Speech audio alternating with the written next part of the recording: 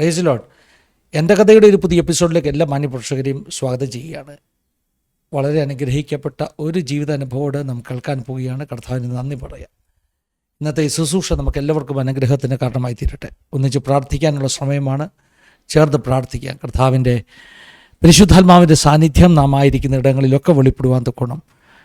കർത്താവിന് കൃപയുണ്ടാകട്ടെ. നമ്മുടെ നടുവിലേക്ക് അയച്ചിരിക്കുന്ന പ്രിയ കർത്താവിൻ്റെ ദാസനെ ഇന്ന് നമ്മുടെ ഇടയിൽ കർത്താവ് ഉപയോഗിപ്പാനിടയായി തീരട്ടെ. അതിനായി നമുക്ക് ചേർന്ന് പ്രാർത്ഥിക്കാം. പരിശുദ്ധ പിതാവെ, അനുഗ്രഹീതമാകുന്ന ഈ നല്ല സമയത്തിനായി ഞങ്ങൾ അങ്ങ് സ്തുതിക്കുന്നു. പിന്നെ ഒരു പ്രാവശ്യം കൂടെ പുതിയൊരു സെഷനുമായി നിൻ്റെ സന്നിധിയിലേക്ക് അടുത്ത് വരുവാൻ തൊക്കണം. അവിടുന്ന് ഞങ്ങളെ ഒരുക്കി കൃപയ്ക്കായി സ്തോത്രം. ഞങ്ങളുടെ നടുവിലേക്ക് അയച്ചിരിക്കുന്ന അവിടുത്തെ ദാസനായി ഞങ്ങൾ അങ്ങ് സ്തുതിക്കുന്നു. തൻ്റെ ജീവിതാനുഭവങ്ങൾ ഞങ്ങൾക്ക് അനുഗ്രഹത്തിന് കാരണമായി തീരണം. കർത്താവെ, ഞങ്ങൾ പ്രാർത്ഥിച്ച് ആരംഭിക്കുന്ന ഈ സമയം മുതൽ ഞങ്ങളുടെ ആശീർവാദ പ്രാർത്ഥന വരെ പ്രത്യേക അവിടുത്തെ സാന്നിധ്യം ഉണ്ടാകണം. ഞങ്ങളുടെ സിസ്റ്റർ നെറ്റ്വർക്ക് എല്ലാ കരങ്ങളിലേക്ക് ഏൽപ്പിച്ച് പ്രാർത്ഥിക്കുന്നു. മഹത്വത്തേക്ക് തരുന്ന കർത്താവെ, പ്രാർത്ഥന കേട്ടിരിക്കൽ, വിടുതൽ കൽപ്പിച്ചാക്കിയിരിക്കൽ സ്തോത്രം. യേശു മൂലം ഞങ്ങൾ താഴ്മയായി ചോദിക്കുന്നു, കേൾക്കുമാറാകണമേ.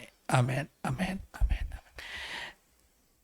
എല്ലാ മാന്യപ്രേക്ഷകരെയും ഒരു പ്രാവശ്യം കൂടെ സ്വാഗതം ചെയ്യുന്നു. നമ്മുടെ നടുവിലെ കർത്താവിൻ്റെ ദാസൻ പ്രിയപ്പെട്ട പാസ്റ്റർ ഉണ്ണി പി വി ബാംഗ്ലൂരിൽ നിന്ന് ജോയിൻ ചെയ്തിട്ടുണ്ട്. വളരെ സ്നേഹത്തോടു കൂടെ ആദരവോടുകൂടെ പ്രിയ കർത്താവിൻ്റെ ദാസനെ നമ്മുടെ ഈ സെഷനിലേക്ക് സ്വാഗതം ചെയ്യുകയാണ്. Welcome pastor. പാസ്റ്റർ ഇപ്പോൾ നമ്മുടെ സ്ക്രീനിലാണ്. സ്തോത്രം. ബാംഗ്ലൂരിലല്ലേ പാസ്റ്ററെ? ബാംഗ്ലൂരിൽ സഭാ ശുശ്രൂഷയിലാണ്. അസംബ്ലീസ് ഓഫ് ഗോഡ് ചർച്ചിനോടുള്ള ബന്ധത്തിൽ ഏജിയോടുള്ള ബന്ധത്തിൽ. നാട്ടിലെവിടെയാ പാസ്റ്ററെ? നാട്ടിലെന്റെ സ്ഥലം പാലക്കാട് ഡിസ്ട്രിക്ട്, ചെർപ്പുളശ്ശേരിക്ക് അടുത്ത്. പ്രോപ്പർ സ്ഥലം മുളയങ്കാവ് എന്ന് പറയും. ഓ ശരി, ചെർപ്പുളശ്ശേരിക്ക് അടുത്താണ്. ശരി. പാസ്റ്റർ ഫുൾ നെയിം പാസ്റ്റർ ഉണ്ണി നാരായണൻ പി വി എന്നാണ്. ഫുൾ നെയിം ഉണ്ണി നാരായണൻ പി വി. ഉണ്ണി നാരായണൻ പി വി എന്നാണ്. നമുക്ക് പാലക്കാട്ട് തന്നെ കിഷോർ പാസ്റ്റർ വന്നിരുന്നു. അദ്ദേഹത്തിൻ്റെ പേര് കിഷോർ നാരായണൻ എന്നൊക്കെയാണ് അദ്ദേഹത്തിൻ്റെ പേര്. അതെ. നിങ്ങൾക്ക് തമ്മിൽ പരിചയമുണ്ടോ? ഇല്ല പാസ്റ്റർ, ഞാൻ ബാംഗ്ലൂർ വന്നാ രക്ഷിക്കപ്പെട്ടത്. ശരി. അതുകൊണ്ട് നാട്ടിലുള്ള ഒത്തിരി പാസ്റ്റേഴ്സിന് എനിക്ക് അറിയത്തില്ല. ശരി. ഓ, ബാംഗ്ലൂരിൽ വന്നാ രക്ഷിക്കപ്പെട്ടതല്ലേ? നമുക്ക് വീട്ടുകാരിയൊക്കെ കേൾക്കാം. അങ്ങനെയാണെങ്കിൽ ജനിച്ചു വളർന്നതൊക്കെ എവിടെയാണ്? മാതാപിതാക്കൾ, സഹോദരങ്ങൾ, അങ്ങനെയുള്ള കാര്യങ്ങളൊക്കെ ഒന്ന് കേട്ടു തുടങ്ങാം. ഞാൻ ജനിച്ചു വളർന്നത് പാലക്കാട് ജില്ലയില് ചെർപ്പുളശ്ശേരിക്ക് അടുത്ത് മുളയങ്കാവ് എന്ന ഒരു നായർ കുടുംബത്തില് മാതാപിതാക്കളുടെ മൂന്നാമത്തെ മകനായിട്ട് ഞാൻ ജനിച്ചു വളർത്തപ്പെട്ടു. ഞങ്ങള് 4 മക്കളാണ്. അതിനകത്ത് മൂന്നാമത്തെ ആളാണ് ഞാൻ. എൻ്റെ അച്ഛനും അമ്മയും ഞങ്ങൾ 4 പേരടങ്ങുന്ന കുടുംബം. പക്ഷെ കുടുംബത്തിനകത്ത് സമാധാനമോ അല്ലെങ്കിൽ സന്തോഷമോ ഒന്നുമില്ലായിരുന്നു. അതുപോലെ ഞങ്ങളുടെ വീടിനകത്ത് സർപ്പക്കാവുകൾ, അതിന്റെ ആരാധനകള്, അതിന്റെ സമ്പ്രദായങ്ങളെല്ലാം ഉണ്ടായിരുന്നു. പക്ഷെ വീട്ടിൽ എന്നും സമാധാനമില്ല, സന്തോഷമില്ല, എന്നും വഴക്ക്, എന്നും കലഹം. അങ്ങനെ ഒത്തിരി പ്രയാസത്തിൽ കൂടെ, പ്രതിസന്ധിയിൽ കൂടെ പോകുന്ന സമയത്ത് ഞങ്ങളുടെ ഹിന്ദു ആചാരപ്രകാരം നേർച്ചകള്, അതുപോലെ പൂജകള്, അതുപോലെ ശബരിമല, അവിടെ എല്ലാം സന്ദർശനം എല്ലാം നടത്തി. പക്ഷെ യാതൊരു പരിഹാരവും ഇല്ലാതെ ഇരിക്കുന്ന സാഹചര്യത്തിൽ എൻ്റെ പ്രീ ഡിഗ്രി വിദ്യാഭ്യാസത്തിന് ശേഷം എനിക്ക് ബാംഗ്ലൂരിലോട്ട് കടന്നു വരേണ്ടതായിട്ട് വന്നു. പഠിത്തത്തിന് വേണ്ടി പോയതാണോ? പഠനവും അതോട് അനുബന്ധിച്ച് ഒരു പാർട്ട് ടൈം ജോലി കൂടെ കിട്ടിയാല് ശരി അങ്ങനെ ചെയ്യാന്നുള്ള രീതിയിലാണ് ഇവിടെ വന്നത്. അന്നൊരു ജോലിയുടെ ആവശ്യമൊക്കെ ഉണ്ടായിരുന്നു. ജോലിയുടെ ആവശ്യം ഉണ്ടായിരുന്നു. എന്ന് പറഞ്ഞാൽ കുടുംബം വളരെ സാമ്പത്തിക പ്രതിസന്ധിയിലായിരുന്നു. കുടുംബത്തെ കുറിച്ച് ഒന്ന് പറയുകയാണെങ്കിൽ, വൈഫ്, തലമുറ, ഇങ്ങനെയുള്ള കാര്യങ്ങളൊക്കെ ഒന്ന് പറയുകയാണെങ്കിൽ. വൈഫ് ഉണ്ടക്കയം സ്വദേശിയാണ്. കത്തോലിക്ക കുടുംബത്തില് ജനിച്ചു വളർത്തപ്പെട്ടു. അവരെല്ലാവരും കുടുംബമായിട്ട് വിശ്വാസത്തിലാണ്. വൈഫിന്റെ മാതാവ് ജീവനോടെ ഇല്ല. അപ്പനുണ്ട്, സഹോദരങ്ങൾ 3 പേരുണ്ട്. ബ്രദർ ഇൻ ലോ ഹൈദരാബാദില് പാസ്റ്ററാണ്. പിന്നെ പുള്ളിക്കാരി ഏറ്റവും ഇളയ ആളാണ്. ഒരു ചേച്ചിയുണ്ട്, ഒരു മുണ്ടക്കത്തായിരിക്കും. ശരി, അതാണ് പാസ്റ്റർ കുടുംബത്തെ കുറിച്ചുള്ള വിവരം അല്ലയോ? അതെ, ദൈവം സഹായിക്കട്ടെ. അപ്പോൾ ചെറിയ പ്രായം മുതലുള്ള അനുഭവങ്ങൾ നമുക്ക് കേൾക്കാം കേട്ടോ. പാസ്റ്റർ ചെറിയ പ്രായം മുതലുള്ള ജീവിതത്തിൽ മറക്കാനാവാത്ത അനുഭവങ്ങൾ പങ്കുവെക്കാം. കർത്താവിലേക്ക് വന്നതെങ്ങനെ, ഇതെല്ലാം പാസ്റ്റർക്ക് പറയാം, കേൾക്കാൻ നമ്മൾ റെഡിയാണ്. എന്തെങ്കിലും അത്യാവശ്യം ഉണ്ടെങ്കിൽ ഇടയ്ക്ക് ഞാൻ ചോദ്യങ്ങൾ ചോദിക്കത്തുള്ളൂ. കണ്ടിന്യൂ ചെയ്യാം കേട്ടോ. അപ്പൊ അങ്ങനെ വീട്ടില് സമാധാനമില്ലാതെ പിതാവ് ഒരു മദ്യപാനിയായിരുന്നു. അതുപോലെ കുടുംബത്തിന്റെ ഉത്തരവാദിത്വം എൻ്റെ മുകളിൽ വന്നതുകൊണ്ട് എനിക്ക് പഠനത്തോടനുബന്ധിച്ചും അതുപോലെ ഒരു പാർട്ട് ടൈം ജോലിയോടനുബന്ധിച്ചും ഞാൻ ബാംഗ്ലൂരോട്ട് കടന്നു വന്നു.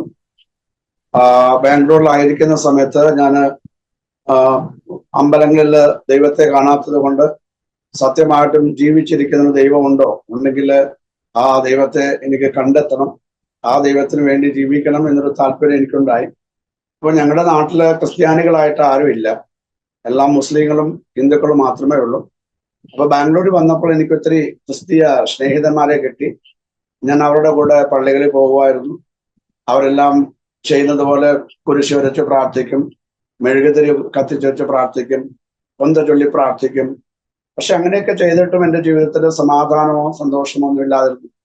അപ്പൊ ഞാൻ വിചാരിച്ചു, ദൈവം എന്ന് പറഞ്ഞ ഒന്നില്ല, ഇതെല്ലാം ചുമ്മാ ഹിന്ദു ആയാലും ക്രിസ്ത്യാനി ആയാലും മുസ്ലിം ആയാലും മനുഷ്യന്റെ വയറ്റിപ്പഴപ്പിന് വേണ്ടി മാത്രം ഉണ്ടാക്കുന്ന ഇതാണ്, അല്ലാതെ ദൈവമില്ല. ദൈവം ഉണ്ടായിരുന്നെങ്കിൽ പ്രാർത്ഥന കേൾക്കുമായിരുന്നു.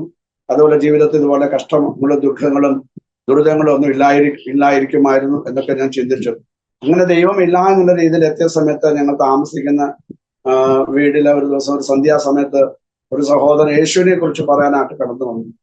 അപ്പൊ ഞാൻ അദ്ദേഹത്തോട് പറഞ്ഞു, ഞങ്ങൾക്ക് 30 കോടി ദൈവങ്ങളുണ്ട്, അതിന്റെ നടുവിൽ ഇനി യേശു എന്ന് പറഞ്ഞ ഒരു വിദേശ ദൈവത്തിന്റെ ആവശ്യമില്ല, നിങ്ങൾക്ക് പോകാമെന്ന് പറഞ്ഞ് ഞാൻ അദ്ദേഹത്തെ 3 പ്രാവശ്യം വീട്ടിൽ നിന്ന് പറഞ്ഞു വിട്ടു. പക്ഷെ അദ്ദേഹം വീണ്ടും 4-മത്തെ പ്രാവശ്യം വീട്ടിൽ കടന്നു വന്നിട്ട് യേശുവിനെ കുറിച്ച്, സുവിശേഷത്തെ കുറിച്ച്, യേശുവിലൂടെയുള്ള രക്ഷയെക്കുറിച്ചൊക്കെ ഒരുപാട് കാര്യങ്ങൾ പറഞ്ഞു. പക്ഷെ എനിക്കൊന്നും ഒത്തിരി മനസ്സിലായില്ല. പക്ഷെ ഒരു വാക്യം എൻ്റെ ഹൃദയത്തിന് തുടക്കി. അത് ഈ വാക്യമായിരുന്നു, ഞാൻ എൻ്റെ സമാധാനം നിങ്ങൾക്ക് തന്നേച്ചു പോകുന്നു, അത് ഈ ലോകം തരുന്ന സമാധാനമല്ല എന്ന് യേശു പറഞ്ഞു. അദ്ദേഹം പോയി പ്രാർത്ഥിച്ചു, അദ്ദേഹം പോയി. അന്ന് രാത്രി ഞാൻ കിടക്കുന്ന സമയത്ത് അപ്പൊ ദൈവശബ്ദം എന്താണെന്നോ ദൈവത്തിന്റെ ഇടപെടൽ എന്താണെന്നോ ദൈവത്തിന്റെ സാന്നിധ്യം എന്താണെന്നോ ഒന്നും എനിക്ക് അറിയത്തില്ല. പക്ഷെ ഞാൻ അന്ന് താമസിക്കുന്ന വാടക വീട്ടിൽ രാത്രി ആരോ എന്നോട് സംസാരിക്കുന്നത് എനിക്ക് തോന്നി, നീ എഴുന്നേറ്റ് പ്രാർത്ഥിക്കുക. അപ്പൊ ഞാൻ ഇങ്ങനെ ദൈവത്തോട് പ്രാർത്ഥിച്ചു. ഞാൻ എഴുന്നേറ്റു, ഞാൻ ഇങ്ങനെ പ്രാർത്ഥിച്ചു, ദൈവമേ, ഇന്ന് ജീവിക്കുന്ന ദൈവമാണെങ്കിൽ ഞാൻ അങ്ങേക്ക് വേണ്ടി ജീവിക്കാൻ താല്പര്യപ്പെടുന്നു. പക്ഷെ എൻ്റെ ജീവിതത്തിൽ ഇല്ലാത്തത് സ്നേഹമില്ല, എനിക്ക് സന്തോഷമില്ല, സമാധാനമില്ല. അത് നീ നൽകുകയാണെങ്കിൽ ഞാൻ അങ്ങേക്ക് വേണ്ടി ജീവിക്കാം എന്ന് എന്നെ തന്നെ സമർപ്പിച്ച് പ്രാർത്ഥിച്ചു. അപ്പോൾ ദൈവത്തിന്റെ സാന്നിധ്യമോ ഒന്നും എനിക്ക് അറിയത്തില്ലായിരുന്നു. പക്ഷെ ഒരു വലിയ ശക്തി എന്നിലേക്ക് വരുന്നതും എൻ്റെ തലയിൽ ഒരു ഭാരം മാറിപ്പോകുന്നത് പോലെ എനിക്ക് തോന്നി. അതുപോലെ തന്നെ എൻ്റെ ഹൃദയത്തിനകത്തൊരു വലിയ സന്തോഷം എനിക്ക് അനുഭവപ്പെട്ടു. എൻ്റെ കൂട്ടുകാർ 3 പേരും ഉണ്ട്. ഞാൻ അടുത്ത ദിവസം അവരോട് ഇത് പറഞ്ഞപ്പോൾ അവരെന്നെ കളിയാക്കി. എന്നോട് സുവിശേഷം പറഞ്ഞ സഹോദരൻ പറഞ്ഞു, പാസ്റ്റർ ഒരു കാര്യം, ബ്രദർ ഒരു കാര്യം ചെയ്യാൻ എൻ്റെ കൂടെ പള്ളി വാ. വന്നു വരെ ഞാൻ പെന്തക്കോസ് ആരാധനയ്ക്ക് പോയിട്ടില്ല, പെന്തക്കോസ് ആരാധന ഉണ്ടെന്ന് എനിക്ക് അറിയത്തില്ല, പെന്തക്കോസ് പള്ളിയിൽ ഞാൻ പോയിട്ടില്ല. അപ്പൊ ഞാൻ അദ്ദേഹത്തിന്റെ കൂടെ പള്ളിയിൽ പോയി. അവിടെ ചെന്ന് ഏറ്റവും പുറകിലായിട്ട് ഞാൻ ഇരുന്നു. ഒരു 100 പേര് കൂടി വരുന്ന ഒരു ചെറിയ കൂട്ടമായിരുന്നു. അപ്പൊ അവര് ഹല്ലേലൂയ പറയുന്നു, തമ്പേർ അടിക്കുന്നു, ഉച്ചത്തിൽ പാട്ട് പാടുന്നു, ആരാധിക്കുന്നു. ഇതൊന്നും എനിക്ക് ഉൾക്കൊള്ളാനായിട്ട് സാധിച്ചില്ല. ഞാൻ ചിന്തിച്ചു, ദൈവത്തിന് ചെവി കേൾക്കത്തില്ലയോ, ഇവർക്കെല്ലാം ഹിസ്റ്റീരിയുടെ അസുഖമാണ്, എൻ്റെ ആൾ ഇന്ന് വന്നു, ഇനി ഒരിക്കലും ഞാൻ ഇങ്ങോട്ട് വരത്തില്ല. ഏറ്റവും പുറകിൽ പോയിട്ടിരുന്നു. എന്നെ കൊണ്ടുവന്ന ദേവദാസൻ എന്നോട് പറഞ്ഞു, നമുക്ക് എന്തായാലും വന്നതല്ലേ ഉണ്ണി, ഒന്ന് പ്രാർത്ഥിക്കാം എന്ന് പറഞ്ഞ് എന്നെ ദേവദാസന്റെ അടുക്കൽ കൊണ്ടുപോയി. അപ്പൊ ദേവദാസന്റെ എൻ്റെ തലയിൽ കൈവച്ച് പ്രാർത്ഥിച്ചു. അപ്പൊ എനിക്ക് പ്രവചനം എന്താ അറിയത്തില്ല. പണ്ട് നമ്മൾ ഹിന്ദു സമുദായത്തിലായിരിക്കുന്ന സമയത്ത് ജോത്സ്യന്റെ അടുക്കൽ കടന്നു പോയിട്ട് ജോത്സ്യൻ പറഞ്ഞതായ കാര്യങ്ങളൊക്കെ അറിയത്തുള്ളൂ, അങ്ങനെയുള്ള കാര്യങ്ങളെ എനിക്ക് അറിയത്തുള്ളൂ, അതിനെപ്പറ്റി കേട്ടിട്ടുള്ളൂ. അപ്പൊ അദ്ദേഹം എൻ്റെ തലയിൽ കൈവച്ച്, എനിക്ക് അന്ന് ചെറിയ പ്രായമാണ്, ആ പ്രായത്തിനുള്ളിൽ നടന്ന കാര്യങ്ങളൊക്കെ അദ്ദേഹം ദൈവത്തിന്റെ ആത്മാവില് വെളിപ്പെടുത്തിയപ്പോൾ എൻ്റെ ഉള്ളിൽ എനിക്ക് തന്നെ ഒരു ചിന്ത വന്നു. എൻ്റെ ഹൃദയത്തിലെ രഹസ്യങ്ങൾ, എനിക്ക് മാത്രം അറിയാവുന്ന കാര്യങ്ങൾ ഇദ്ദേഹം വെളിപ്പെടുത്തിയെങ്കിൽ, അത് യേശുവാണ് വെളിപ്പെടുത്തിയെങ്കിൽ എനിക്ക് യേശുവിനെ ആരാധിക്കണം, എനിക്ക് യേശുവിനെ അറിയണം എന്ന് താല്പര്യം ഉണ്ടായി. ഞാൻ അന്ന് സമർപ്പിക്കപ്പെട്ടു. അന്ന് അദ്ദേഹം ഒരു ന്യൂ ടെസ്റ്റ്മെന്റ് ബുക്ക് തന്നു. എന്നോട് പറഞ്ഞു, ബ്രദർ വീട്ടിൽ പോയിട്ട് ഇത് വായിക്കണം എന്ന് പറഞ്ഞു. ഞാൻ അങ്ങനെ വീട്ടിൽ വന്ന് ന്യൂ ടെസ്റ്റ്മെന്റ് ബുക്ക് പുതിയതും 2 പ്രാവശ്യം വായിച്ചു. അപ്പോൾ എനിക്ക് ഒത്തിരി സംശയങ്ങൾ ഉണ്ടായിരുന്നു. അതെല്ലാം മാറിക്കിട്ടി. യേശുവിൽ കൂടെയാണ് രക്ഷ എന്നും, യേശുവിൽ കൂടെ അല്ലാതെ സ്വർഗത്തിലേക്ക് പോകത്തില്ല എന്നും, യേശുവിൽ കൂടെയാണ് പാപമോചനമെന്നും, യേശു ക്രിസ്തു മാനവജാതിയുടെ പാപത്തിന് വേണ്ടി മരിച്ചു എന്നും എല്ലാം എനിക്ക് മനസ്സിലാക്കാനായിട്ട് സാധിച്ചു. ക്രിസ്ത്യാനികളുടെ ദൈവമാണ് എന്ന് ഞാൻ വിശ്വസിച്ചത് മാറി മാനവജാതിയെ രക്ഷിക്കാനായിട്ട് യേശു നരാവതാരമെടുത്ത് ഈ ഭൂമിയിലേക്ക് ഇറങ്ങി മരിച്ച് അടക്കപ്പെട്ട് മൂന്നാം ദിവസം ഉയർത്തെഴുന്നേറ്റ് വീണ്ടും പാപം കൂടാതെ ജീവിക്കുന്ന തന്റെ വിശുദ്ധന്മാർക്ക് വേണ്ടി പ്രത്യക്ഷനാകുമെന്ന് മനസ്സിലായപ്പോൾ ഞാൻ എന്നെ തന്നെ 1990 നവംബർ മാസത്തിൽ ഞാൻ രക്ഷിക്കപ്പെടുവാനായിട്ട് ഇടയായി തീർന്നു. അങ്ങനെ ഞാൻ വീണ്ടും പള്ളിയിൽ പോയപ്പോൾ അവിടുത്തെ ദാസൻ പറഞ്ഞു, രക്ഷിക്കപ്പെട്ടതുകൊണ്ട് ഇനി സ്നാനപ്പെടണം എന്ന് പറഞ്ഞു. സ്തോത്രം. അങ്ങനെ ഞാൻ 91 ജനുവരി 13-ാം തീയതി കൃപയാല് ബാംഗ്ലൂരിലെ ബദലേജി ചർച്ച് വെച്ച് സ്നാനപ്പെടുവാനായിട്ട് ദൈവം എനിക്കൊരു അവസരം ഒരുക്കി. അങ്ങനെയാണ് ഞാൻ കർത്താവിനെ അറിയുന്നത്. എൻ്റെ വീട്ടുകാരോട് ഞാൻ പറഞ്ഞില്ല. എൻ്റെ ജ്യേഷ്ഠ സഹോദരൻ ഉണ്ടായിരുന്നു, എൻ്റെ ഇളയ സഹോദരൻ ഉണ്ടായിരുന്നു, എൻ്റെ മാതാപിതാക്കൾ ഉണ്ടായിരുന്നു. അവരോട് ആരോടും ഞാനിങ്ങനെ സ്നാനപ്പെട്ടെന്നോ ഞാനൊരു ദൈവവൈദ്യരായി തീർന്നോ ഞാൻ പറഞ്ഞില്ല. കാര്യം ഞാൻ പറഞ്ഞാൽ അവരാരും എന്നെ അംഗീകരിക്കത്തില്ല, എന്നെ ഉൾക്കൊള്ളത്തില്ല. പക്ഷെ സ്നാനപ്പെട്ടതിന് ശേഷം ഞാൻ അവരോട് പറഞ്ഞു, ഞാനിങ്ങനെ സ്നാനപ്പെട്ട് ഒരു ദൈവവൈദ്യരായി തീർന്നു. അതിനെ തുടർന്ന് എനിക്ക് ഒത്തിരി പ്രശ്നങ്ങളുണ്ടായി. എൻ്റെ മാതാവും എൻ്റെ പിതാവും ഞങ്ങൾക്ക് ഇങ്ങനെ ഒരു മകനില്ല, മരിച്ചുപോയി, ഇനി വീട്ടിലോട്ട് വരണ്ട എന്ന് പറഞ്ഞു. എൻ്റെ ജ്യേഷ്ഠ സഹോദരന്റെ വീട്ടിലാണ് ഞാൻ താമസിച്ചത്. അദ്ദേഹം എന്നേക്കാൾ ഒരു 15 വയസ്സ് മൂത്തതാണ്. പക്ഷെ അദ്ദേഹത്തിന്റെ വീട്ടിൽ നിന്ന് എന്നെ ഇറക്കി വിട്ടു. എൻ്റെ ഇളയ സഹോദരൻ എൻ്റെ കൂടെ ഉണ്ടായിരുന്നു. അദ്ദേഹം പറഞ്ഞു, നീ അന്യഭാഷ പറഞ്ഞ് ഞാൻ പ്രാർത്ഥിക്കുന്നത് കേട്ടപ്പോൾ ഇവന് ഭ്രാന്തി പിടിച്ചിരുന്നത് കൊണ്ട് ഞാനിനി നിന്റെ കൂടെ നമുക്ക് തമ്മിൽ യാതൊരു ബന്ധമില്ല, എല്ലാവരും എന്നെ ഉപേക്ഷിച്ചു. അപ്പൊ ബൈബിളിലെ ഒരു വാക്യമാണ് എന്നെ ബലപ്പെടുത്തുന്നത്. സങ്കീർത്തനത്തിൽ ഇങ്ങനെ ദാവീദ് പറഞ്ഞു, അപ്പനും അമ്മയും ഉപേക്ഷിച്ചാലും ഞാൻ നിന്നെ ചേർത്ത് കൊള്ളുന്ന ദൈവമാണ്. അങ്ങനെ 3 വർഷത്തോളം എൻ്റെ മാതാപിതാക്കളുമായിട്ട് എനിക്കൊരു ബന്ധമില്ലായിരുന്നു. എൻ്റെ സഹോദരങ്ങളുമായിട്ട് എനിക്ക് യാതൊരു ബന്ധമില്ലായിരുന്നു. ഞാൻ ബാംഗ്ലൂരിൽ ഒരു ചെറിയ വാടക വീട്ടിൽ എൻ്റെ പഠനവും അതുപോലെ തന്നെ ജോലിയും എൻ്റെ കൂട്ടുകാരും ഒരുമിച്ച് ഞാൻ താമസിച്ചു. അങ്ങനെ 3-ാമത്തെ ദിവസം ഞാൻ സ്നാനപ്പെട്ടതിന് 3-ാമത്തെ ദിവസം ഞാൻ പരിശുദ്ധർമാഭിഷേകം പ്രാപിച്ചു. അതും ഒരു വലിയ അത്ഭുതമാണ്. കാരണം ഒരു ചെറിയ ഉപവാസ പ്രാർത്ഥനയ്ക്ക് എൻ്റെ കൂട്ടുകാരനെ കൊണ്ടുപോയി. അപ്പൊ എനിക്ക് പരിശുദ്ധർമാവ് എന്തെന്നോ അന്യഭാഷ എന്തെന്നോ പ്രവചനം എന്തെന്നോ കൃപാവരങ്ങൾ എന്തെന്നോ ഒന്നും അറിയത്തില്ല. ഞാൻ അവിടെ ചെന്നപ്പോൾ അവിടെ ഉള്ളവരെല്ലാവരും അന്യഭാഷയിൽ ആരാധിക്കുന്നു, നല്ല പാട്ടുകൾ പാടുന്നു. എനിക്ക് പാട്ടറിയത്തില്ല. പക്ഷെ ഞാൻ ദൈവത്തോട് ഇങ്ങനെ പറഞ്ഞു, കർത്താവേ, ഇവർ സംസാരിക്കുന്ന ഭാഷ ദൂതന്മാരുടെ ഭാഷയാണെങ്കിൽ, ബൈബിളിൽ എഴുതിയിരിക്കുന്ന അന്യഭാഷയാണെങ്കിൽ ഇന്ന് നീ എന്നെ ആത്മാവിനാൽ നിറയ്ക്കണേ എന്ന് ഞാൻ ദൈവത്തോട് പ്രാർത്ഥിച്ചു. അപ്പൊ 4 സ്തോത്രമേ ഞാൻ പറഞ്ഞുള്ളൂ. 5-ാമത് എൻ്റെ നാവില് ദൈവം എനിക്കൊരു പുതിയ ഭാഷ തന്നു. ഞാൻ മണിക്കൂറുകളോളം ദൈവാത്മാവിന്റെ ശക്തിയാല് ഞാൻ ദൈവത്തെ ആരാധിക്കും. അതേ സമയത്ത് തന്നെ വെളിപ്പാടുകളും അതുപോലെ തന്നെ ദർശനങ്ങളും കർത്താവ് എനിക്ക് കൃപയാൽ ഞാൻ കാണിച്ചു തന്നു. അങ്ങനെ ഞാൻ എൻ്റെ വീട്ടുകാരുടെ രക്ഷയ്ക്ക് വേണ്ടിയിട്ട് ഞാൻ പ്രാർത്ഥിച്ചു. 3 വർഷം ഞാൻ പ്രാർത്ഥിച്ചു. എൻ്റെ പിതാവ് രക്ഷയുടെ അനുഭവത്തിൽ കടന്നു വന്നു. എൻ്റെ മാതാവ് രക്ഷിക്കപ്പെട്ടെങ്കിലും എനിക്ക് മൂത്തതായിട്ട് ഒരു സഹോദരനും ഒരു സഹോദരിയും ഉള്ളത് കൊണ്ട് അവര് സ്നാനപ്പെടാനൊക്കെ ഒത്തിരി തടസ്സമാണ്. അതുമല്ല, പാലക്കാട് ഞങ്ങൾ ആയിരിക്കുന്ന ദേശത്ത് ക്രിസ്തീയ സഭകളില്ല, കർത്താവിന്റെ ദാസന്മാരില്ല. അതുകൊണ്ട് വീണ്ടും 16 വർഷം എൻ്റെ മാതാവ് വിശ്വാസത്തിനകത്ത് കടന്നു വരുവാനും സ്നാനപ്പെടുവാനും ഒക്കെ വേണ്ടി പ്രാർത്ഥിച്ചു. അങ്ങനെ 77-ാമത്തെ വയസ്സിലാണ് എൻ്റെ മാതാവ് ബാംഗ്ലൂരിൽ വന്ന് സ്നാനപ്പെടുവാനായിട്ട് ഇടയായി തീർന്നു. എൻ്റെ പിതാവും മാതാവും ജീവിച്ചിരിക്കുന്നത് അവർ രണ്ടുപേരും നിത്യത്തിലാണ്. അതുപോലെ തന്നെ ഞാൻ ദൈവത്തോട് പറഞ്ഞ, കർത്താവ് എൻ്റെ കൂടെ ആരാധിക്കാനായിട്ട് എൻ്റെ കുടുംബത്തിനകത്തുനിന്ന് ഇനി ഒരു സഹോദരനെ എനിക്ക് തരണമെന്ന് ദൈവത്തോട് പ്രാർത്ഥിച്ചു. 3 വർഷം പ്രാർത്ഥിച്ചു. എൻ്റെ ഇളയ സഹോദരൻ, അതായത് ഞാൻ അന്യഭാഷ പറഞ്ഞ് പ്രാർത്ഥിക്കുന്ന സമയത്ത് എനിക്ക് ഭ്രാന്താണ് എന്ന് പറഞ്ഞ ആ സഹോദരൻ കൃപയാല് രക്ഷിക്കപ്പെടുവാനും സ്നാനപ്പെടുവാനും അദ്ദേഹം ഇന്ന് ബാംഗ്ലൂരിൽ ബദലേജി ചർച്ചിനകത്ത് ദൈവത്തെ ആരാധിക്കുന്നു. അതോടുകൂടെ തന്നെ കർത്താവിന്റെ വേലയില് ഒരു ഭാഗം ആയിരിക്കുന്നു. അപ്പൊ ഞാനിങ്ങനെയാണ് വിശ്വാസത്തിനകത്ത് കടന്നു വരാനുണ്ടായ സാഹചര്യം. അപ്പൊ അതുകൊണ്ട് എൻ്റെ വിവാഹത്തിന്റെ സമയമൊക്കെ ആയപ്പോൾ ഞാൻ ദൈവത്തോട് പ്രാർത്ഥിച്ച, കർത്താവ്, ഞാനിങ്ങനെ ഹിന്ദു ബാക്ക്ഗ്രൗണ്ടിൽ നിന്ന് രക്ഷിക്കപ്പെട്ടു വന്നതുകൊണ്ട് എനിക്കൊരു ക്രിസ്തീയ ബാക്ക്ഗ്രൗണ്ടിൽ നിന്ന് രക്ഷിക്കപ്പെട്ടു വന്ന ഒരു സഹോദരിയെ, ജീവിത പങ്കാളിയെ തരണമെന്ന് ഞാൻ ദൈവത്തോട് പ്രാർത്ഥിച്ചു. കൃപയാല ദൈവം എൻ്റെ പ്രാർത്ഥന കേട്ടു. അപ്പോൾ എനിക്ക് പെന്തക്കോസ്ത് വിവാഹമോ അല്ലെങ്കിൽ പെന്തക്കോസ്ത് രീതികളോ ആരാധന സമ്പ്രദായങ്ങളോ ഒന്നും എനിക്ക് അറിയത്തില്ല. കൃപയാല് അതേ ഞാൻ പ്രാർത്ഥിച്ചതുപോലെ തന്നെ ബാംഗ്ലൂരിൽ വെച്ച് 1996 ഡിസംബർ മാസം 16-ാം തീയതി ഞങ്ങളുടെ വിവാഹം നടക്കുവാനായിട്ട് ഇടയായി തീർന്നു. ഞാൻ നേരത്തെ പറഞ്ഞതുപോലെ കത്തോലിക്ക കുടുംബത്തിനകത്തുനിന്ന് വിശ്വാസ ജീവിതത്തിലേക്ക് കടന്നുവന്ന ഒരു സഹോദരിയാണ് ദൈവം എനിക്ക് ജീവിത പങ്കാളിയായി ചേർന്നത്. അപ്പൊ ഞാനിങ്ങനെ രക്ഷിക്കപ്പെട്ട് വന്നതുകൊണ്ട് ഒരുപാട് അക്രൈസ്തവരായ ആൾക്കാർ, പ്രത്യേകിച്ച് ഞങ്ങളുടെ നാട്ടിലുള്ളവര്, ഹിന്ദുക്കള് ദൈവത്തെ അറിയാതെ മരിച്ച് നരകത്തിൽ പോയിക്കൊണ്ടിരിക്കുന്നത് കൊണ്ട് എനിക്കൊരു വലിയ ആത്മഭാരം ഉണ്ടായി. കർത്താവിന് വേണ്ടി ഇവരെ നേടണം. ഇവർ യേശുവിനെ അറിയാതെ മരിച്ച് നരകത്തിൽ പോകുന്നു, അതുകൊണ്ട് ഇവരെ കർത്താവിന് വേണ്ടി നേടണമെന്ന് താല്പര്യം എന്റെ ഹൃദയത്തിനകത്തുണ്ടായപ്പോൾ ഞാൻ കർത്താവിന്റെ വേലയ്ക്ക് വേണ്ടി ഞാൻ എന്നെ സമർപ്പിച്ചു. ആരുടെയും നിർബന്ധ പ്രകാരമല്ല, എന്റെ ഉള്ളിൽ അങ്ങനെ ഒരു പ്രേരണ തോന്നി, ഞാൻ പ്രാർത്ഥിച്ചു.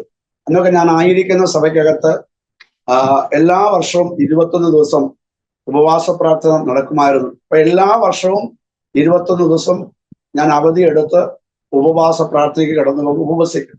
ധാരാളം അഭിഷിക്തന്മാരാകുന്ന ദേവദാസന്മാർ, അതായത് പ്രവാചകന്മാര്, അതിനകത്ത് അപ്പോസ്തലന്മാര്, സുവിശേഷകന്മാര്, ഇടയന്മാര്, അധ്യാപകന്മാര്, ആ രീതിയിലുള്ള ശുശ്രൂഷന്മാരെല്ലാരും കടന്നൊന്ന് ശുശ്രൂഷിക്കുമ്പോൾ ഓരോ ദേവദാസന്മാരും, പ്രത്യേകിച്ച് പ്രവചന ശുശ്രൂഷയുള്ളവര് തലയിൽ കൈവച്ചിരുന്ന് ദൂത് പറയും, ഞാൻ നിന്നെ എന്റെ വേലക്കാരെ വിളിച്ചിരിക്കുന്നു, എന്റെ വേലക്കാരെ വിളിച്ചിരിക്കുന്നു, എന്റെ വേലക്കാരെ വിളിച്ചിരിക്കുന്നു. അപ്പോൾ എനിക്ക് ദൈവത്തിന്റെ വേല എങ്ങനെ ചെയ്യണമെന്ന് അറിയത്തില്ല, എന്താണ് ദൈവവേല എന്ന് അറിയത്തില്ല, എനിക്ക് എങ്ങനെ പ്രസംഗിക്കണം എന്നറിയത്തില്ല, ഒന്നും അറിയത്തില്ല. പക്ഷെ ഞാൻ സമർപ്പിച്ച്, കർത്താവെ നിന്റെ വേല ചെയ്യണം, എന്നെ തന്നെ സമർപ്പിക്കുന്നു, നീ ഇവരിൽ കൂടെ സംസാരിച്ചാൽ പോരാ, നീ എന്നോട് സംസാരിക്കണം. അങ്ങനെ ഞാൻ പ്രാർത്ഥിച്ചുകൊണ്ടിരിക്കുന്ന സമയത്ത് കൃപയാല് 1998 ദൈവത്തിന്റെ ആത്മാവിന്റെ ഒരു ശബ്ദം എന്നോട് കേട്ടു, ഞാൻ എന്നെ എന്റെ വേലയ്ക്കായി സമർപ്പിച്ച് നിന്റെ ജോലി വിട്ട് എന്റെ വേലയ്ക്ക് വേണ്ടി ഇറങ്ങുക. എനിക്ക് സപ്പോർട്ടായിട്ട് ആരുമില്ല, എന്നെ സഹായിക്കാനായിട്ട് ആരുമില്ല, എനിക്ക് ചർച്ച മിനിസ്ട്രി ഇല്ല, ഒന്നുമില്ല. എന്നാൽ ദൈവത്തിന്റെ ശബ്ദത്തിന് ചെവി കൊടുത്തിട്ട് ഞാൻ കർത്താവിന്റെ വേലയ്ക്ക് ഇറങ്ങി. അന്ന് ഞാൻ സുവിശേഷം മാത്രമേ പറയത്തുള്ളൂ. കുറെ നാൾ ഞാൻ അങ്ങനെ പറഞ്ഞു പോയപ്പോൾ എനിക്ക് കോലാർ എന്ന് പറഞ്ഞ ഒരു സ്ഥലത്ത് ഒരു ഒരു ഒരു ചെറിയ ചർച്ച, ഒരു പുതിയ പ്രവർത്തനം തുടങ്ങുവാനായിട്ട് കർത്താവ് സഹായിച്ചു. അതെനിക്ക് മലയാളം മാത്രമേ അറിയത്തുള്ളൂ, കന്നഡ അറിയത്തില്ല. അത് കന്നഡയാണ് അവിടെ സംസാരിക്കുന്നത്. അപ്പൊ ഞാൻ ദൈവത്തോട് പ്രാർത്ഥിച്ചു, കർത്താവെ ആ ഭാഷയിലുള്ള ആൾക്കാരെ നേടണം, സംസാരിക്കാൻ അറിയത്തില്ല, നീ എന്നെ കന്നഡ ഭാഷ പഠിപ്പിച്ചു തരണം. ദൈവത്തിന്റെ കൃപയാല് കർത്താവ് എനിക്ക് കന്നഡ ഭാഷ എന്നെ പഠിപ്പിച്ചു. സംസാരിക്കുവാനും എഴുതുവാനും പ്രസംഗിക്കുവാനും കർത്താവ് എന്നെ പഠിപ്പിച്ചു. അതിനുശേഷം കൃപയാൽ ഒത്തിരി അനുഭവങ്ങളുണ്ട്. ഞാൻ മുൻപോട്ട് പോകട്ടെ. അങ്ങനെ കർത്താവിന് വേല ചെയ്തുകൊണ്ടിരിക്കുന്ന സമയത്ത് വിവാഹം കഴിഞ്ഞ് 2 വർഷത്തിന് ശേഷം ഞങ്ങൾക്കൊരു കുഞ്ഞ് ജനിച്ചു. കുഞ്ഞ് ജനിച്ച് ഒത്തിരി പ്രശ്നങ്ങളിൽ കൂടെ ഞങ്ങൾ കടന്നുപോയി, ഒരു വലിയ പ്രതിസന്ധിയിൽ കൂടെ ഞങ്ങൾ കടന്നുപോയി. കാരണം അവൾ ജനിച്ച 3-ാമത്തെ ദിവസം അവൾക്ക് ഫിറ്റ്സിന്റെ അസുഖം ഉണ്ടായി. അപ്പോൾ എൻ്റെ കുടുംബത്തില് പാരമ്പര്യമായിട്ട് ആർക്കും അങ്ങനെ ഒരു അസുഖമില്ല. എൻ്റെ വൈഫിന്റെ കുടുംബത്തിലാണെങ്കിലും അങ്ങനെ ഒരു അസുഖമില്ല. അതുകൊണ്ട് ഞങ്ങളുടെ വീട്ടിലുള്ളവർ പറഞ്ഞു, നീ നമ്മുടെ ദൈവത്തെ വിട്ട് മറ്റൊരു ദൈവത്തിന്റെ പുറകെ പോയത് കൊണ്ടാണ് നിന്റെ മോൾക്ക് ഇങ്ങനെ ഉണ്ടായത്, മടങ്ങി വായെന്ന് പറഞ്ഞു. ഞാൻ പറഞ്ഞു, എൻ്റെ കുഞ്ഞിനെ എനിക്ക് നഷ്ടപ്പെട്ടാലും കുഴപ്പമില്ല, ദൈവം സൗഖ്യമാക്കിയാലും ദൈവം സൗഖ്യമാക്കിയില്ലെങ്കിലും ഞാൻ ഒരിക്കലും നിന്റെ യേശുവിനെ വിട്ട് ഞാൻ പുറകോട്ട് വരികയില്ല എന്ന് ഞാൻ ദൈവത്തിന്റെ സന്നിധി ഞാൻ തീരുമാനത്തെ ഉറപ്പിച്ചു. കോട്ടയം മെഡിക്കൽ കോളേജ് ഹോസ്പിറ്റലിനകത്ത് ഏകദേശം 28 ദിവസത്തോളം ഐസിയുക്കകത്ത് എൻ്റെ മോളെ അഡ്മിറ്റ് ചെയ്തു. അവിടുത്തെ ന്യൂറോളജിസ്റ്റ് പറഞ്ഞു, ഈ രോഗം ഒരു കൺട്രോൾ ആകുന്നില്ല, ഒരു പക്ഷേ നിങ്ങളുടെ കുഞ്ഞ് മരിച്ചു പോകാം, അല്ലെങ്കിൽ നിങ്ങളുടെ കുഞ്ഞിന് അംഗവൈകല്യം ഉണ്ടാകാം, മന്ദബുദ്ധിയായി തീരാം എന്നൊക്കെ ഞങ്ങളോട് പറഞ്ഞു. ഞങ്ങൾ 28-ാമത്തെ ദിവസം വീട്ടിൽ കൊണ്ടുവന്നു. 7 ദിവസം, അതുപോലെ തന്നെ 14 ദിവസം, 21 ദിവസം, 40 ദിവസം ഒക്കെ സഭയായിട്ടും അതുപോലെ തന്നെ കുടുംബമായിട്ടൊക്കെ ഞങ്ങൾ ഉപവസിച്ചു, പ്രാർത്ഥിച്ചു. യാതൊരു വ്യത്യാസമില്ല. എന്നാൽ ഞാൻ ദൈവത്തോട് ഇങ്ങനെ പ്രാർത്ഥിച്ചു, കർത്താവെ യേശു സൗഖ്യമാക്കുന്ന ദൈവമാണ് എന്ന് മറ്റുള്ളവരോട് എനിക്ക് പറയണമെങ്കിൽ എൻ്റെ കുഞ്ഞിന് സൗഖ്യമാക്കാതെ എനിക്ക് പറയാൻ സാധിക്കത്തില്ലത് കൊണ്ട് എൻ്റെ കുഞ്ഞിന് സൗഖ്യം തരണമേ എന്ന് പ്രാർത്ഥിച്ചു. കൃപയാൽ 6-ാമത്തെ മാസം മുതൽ ഒത്തിരി വ്യത്യാസങ്ങൾ കണ്ടു തുടങ്ങി. എങ്കിലും സാധാരണ കുഞ്ഞുങ്ങൾ കമന്ന് വീണ പോലെ അവൾ കമന്ന് വീഴത്തില്ലായിരുന്നു, മുട്ടയിൽ വലിയത്തില്ലായിരുന്നു, സംസാരിക്കത്തില്ലായിരുന്നു. അതുപോലെ അംഗവൈകല്യമാകാമെന്നും കൃപയാല് ഏകദേശം 9 വർഷത്തോളം ഞങ്ങളുടെ മോൾക്ക് വേണ്ടി ഞങ്ങൾ പ്രാർത്ഥിച്ചു. അവള് സ്കൂളിൽ പോകുമെന്നോ അല്ലെങ്കിൽ പഠിക്കുമെന്നോ വിദ്യാഭ്യാസം ചെയ്യുമെന്നോ വിവാഹിതയാകുമെന്നോ ഒന്നും ഞങ്ങൾ കരുതിയിരുന്നതല്ല. എന്നാൽ അനേക ദേവദാസന്മാരുടെ അനേക ദൈവമക്കളുടെ പ്രാർത്ഥന കൊണ്ട് 9-ാമത്തെ വർഷം മുതൽ ഇവൾക്ക് വിടുതലുണ്ടായി. അതിനകത്ത് ഒത്തിരി പ്രശ്നങ്ങൾ ഉണ്ടായിരുന്നു. അവളെ സ്റ്റെയർ കേസ് കയറത്തില്ലായിരുന്നു, സ്കൂൾ ബസ്സിനകത്ത് കയറത്തില്ലായിരുന്നു, ട്രെയിനകത്ത് കയറത്തില്ലായിരുന്നു, പ്ലാറ്റ്ഫോം കണ്ട പേടിയായിരുന്നു. അങ്ങനെ ഒത്തിരി പ്രശ്നങ്ങളിൽ കൂടെ ഒക്കെ ഞങ്ങൾ കടന്നുപോയി. അനേക ദൈവമക്കൾ എന്ന് പറയുന്നവരും അല്ലാത്തവരും ഞങ്ങളെ നോക്കി പരിഹസിച്ചവരുണ്ട്. എന്തുകൊണ്ട് പാസ്റ്റർ ശരിയല്ലാത്തത് കൊണ്ട്, അല്ലെങ്കിൽ പാസ്റ്റർ ഭാര്യ ശരിയല്ലാത്തത് കൊണ്ടാണ് നിങ്ങളുടെ കുഞ്ഞുങ്ങൾക്ക് ഇങ്ങനെ ഒരു അസുഖം വന്നത് എന്നൊക്കെ പറഞ്ഞ് ഞങ്ങളെ ഒത്തിരി പേര് കളിയാക്കി, ഒത്തിരി പേര് ഞങ്ങളെ നിന്ദിച്ചു, ഒത്തിരി പേര് ഞങ്ങളെ അപമാനിച്ചു. പക്ഷെ അതിൻ്റെ എല്ലാം നടുവിൽ അവിടെ എല്ലാം വായടക്കിക്കൊണ്ട് ദൈവത്തിന്റെ പ്രവൃത്തി വെളിപ്പെട്ടു. കൃപ ഞാൻ പറയട്ടെ, ഇന്ന് അവൾക്ക് 26 വയസ്സ് പ്രായമുണ്ട്. ഈ ലാസ്റ്റ് ഒക്ടോബർ മാസം 10-ാം തീയതി കൃപയാൽ ബാംഗ്ലൂർ വെച്ച് അവളുടെ വിവാഹം നടന്നു. അവൾ ഇന്ന് 4 മാസം കൺസീവ് ആയിരിക്കുന്നു, ആരോഗ്യത്തോടുകൂടെ ആയിരിക്കുന്നു. അവൾ വിദ്യാഭ്യാസം ചെയ്തു. അവളെ കുടുംബമായിട്ട് ദൈവം അവരെ അനുഗ്രഹിച്ചു. അങ്ങനെയുള്ള പ്രശ്നങ്ങളിൽ കൂടെ ഒക്കെ കടന്നു പോകുമ്പോൾ തന്നെ ദൈവത്തിന്റെ വേലയിൽ തന്നെ അതുപോലെ ശക്തിയോടെ നിൽക്കുവാനും ആമേ കർത്താവ് എന്നൊക്കെ കൃപ ചെയ്തു. അതിനെ തുടർന്ന് വീണ്ടും ദൈവത്തിന് ആലോചന ഞങ്ങൾക്കുണ്ടായി. രണ്ടാമതൊരു ആൺകുഞ്ഞിനെ ദൈവം നിങ്ങൾക്ക് തരും എന്ന് പറയാനിടയായി തീർന്നു. അപ്പോൾ ആദ്യത്തെ കുഞ്ഞ് ഇങ്ങനെ ആയതുകൊണ്ട് ഞങ്ങൾക്ക് ഒത്തിരി പ്രയാസവും ഒരുപാട് പ്രതിസന്ധികളൊക്കെ ഉണ്ടായി.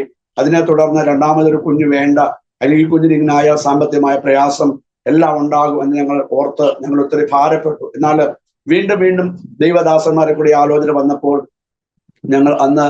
ഞങ്ങളൊരു കടയിൽ പോയി മോൾക്ക് അന്ന് മോന് ജനിക്കുമ്പോൾ ഇടാൻ പറ്റാകുന്ന 0 സൈസുള്ള ഒരു ഡ്രസ്സ് എടുത്ത് വെച്ചിട്ട് ദൈവത്തോട് പ്രാർത്ഥിച്ചു, കർത്താവേ, നീ ഒരു ആൺകുഞ്ഞിനെ തരികയാണെങ്കിൽ, മോളുടെ പേര് ജോയ്സ് എന്നാണ്, ഞങ്ങൾ അവന് ജെയ്സ് എന്ന് പേര് വെച്ചു, 0 സൈസ് ഡ്രസ്സ് വെച്ചു. ഞാൻ എല്ലാ സന്ധ്യയ്ക്കും പ്രാർത്ഥിക്കും, നീ ഒരു ആൺകുഞ്ഞിനെ തരികയാണെങ്കിൽ ഈ ഡ്രസ്സ് വെച്ച് ഈ പേര് വെച്ച് ഞങ്ങൾ പ്രതീക്ഷിച്ച് പ്രാർത്ഥിക്കും. ദൈവത്തിന്റെ കൃപയാല് 3 ആഴ്ചകളോ ഞങ്ങൾ പ്രാർത്ഥിച്ചു. 4-ാമത്തെ ആഴ്ച എൻ്റെ വൈഫ് വീണ്ടും രണ്ടാമത് കൺസീവായി. ദൈവാത്മാവ് പറഞ്ഞതുപോലെ മോളും മോനുമായി 12 വർഷത്തിന്റെ വ്യത്യാസത്തിന് ശേഷം ദൈവം ആലോചന പറഞ്ഞതുപോലെ, ദൈവം വാഗ്ദത്തം ചെയ്തതുപോലെ ദൈവം ഞങ്ങൾക്ക് രണ്ടാമത് ഒരു ആൺകുഞ്ഞിനെ തന്നു. അപ്പോൾ എൻ്റെ ജീവിതത്തിന്റെ അനുഭവത്തിൽ നിന്ന് എനിക്ക് ഇത് കേൾക്കുന്ന പ്രിയമുള്ളവരോട് പറയാനുള്ളത്, സ്തോത്രം, ഒരുപക്ഷെ നമ്മുടെ പ്രാർത്ഥനയ്ക്ക് 1 വർഷമായോ അല്ലെങ്കിൽ 2 വർഷമായോ അല്ലെങ്കിൽ 3 വർഷമായോ പ്രാർത്ഥനയ്ക്ക് മറുപടി ഇല്ല എങ്കിൽ ഒരിക്കലും നമ്മുടെ പ്രാർത്ഥന നിർത്തിക്കളയരുത്. ദൈവത്തിന് വാഗ്ദത്തം ഉണ്ടെങ്കിൽ, ദൈവത്തിന് ആലോചന ഉണ്ടെങ്കിൽ, നമ്മൾ ദൈവത്തിന്റെ സന്നിധിയിൽ വിശ്വസ്തയോടുകൂടെ നിലനിൽക്കുന്നുവെങ്കിൽ കർത്താവ് നമുക്ക് വേണ്ടി അത്ഭുതം പ്രവർത്തിക്കും. ദൈവം വാഗ്ദത്തങ്ങളെ നിവർത്തിപ്പാൻ ദൈവം ശക്തനായതുകൊണ്ട് ഞാൻ ദൈവത്തെ സ്തുതിക്കുന്നു. അങ്ങനെയാണ് ഞങ്ങളുടെ മോൻ ജനിച്ചത്. ഇന്ന് അവന് 9-ാം ക്ലാസ്സിൽ പഠിക്കുന്നു. അപ്പൊ ഞങ്ങള് ബാംഗ്ലൂരിന്റെ പ്രദേശത്ത് കർത്താവിന്റെ വേലയിലായിരിക്കുന്നു. ഇപ്പോൾ അസംസ് സഹോദരനോട് ബന്ധത്തിൽ ഞങ്ങളായിരിക്കുന്നു. അത് മാത്രമല്ല, ദൈവം അയക്കുന്ന സ്ഥലങ്ങളിൽ ഞങ്ങൾ കർത്താവിന്റെ വേല ചെയ്തുകൊണ്ടിരിക്കുന്നു. ബാംഗ്ലൂരിനകത്ത് മാത്രമല്ല, ഇന്ത്യക്കകത്തും ഇന്ത്യക്ക് വെളിയിലും കൃപയാല് കർത്താവിനെ ശുശ്രൂഷിപ്പാനായിട്ട് കർത്താവ് ഞങ്ങൾക്ക് ഭാഗ്യം തന്നു.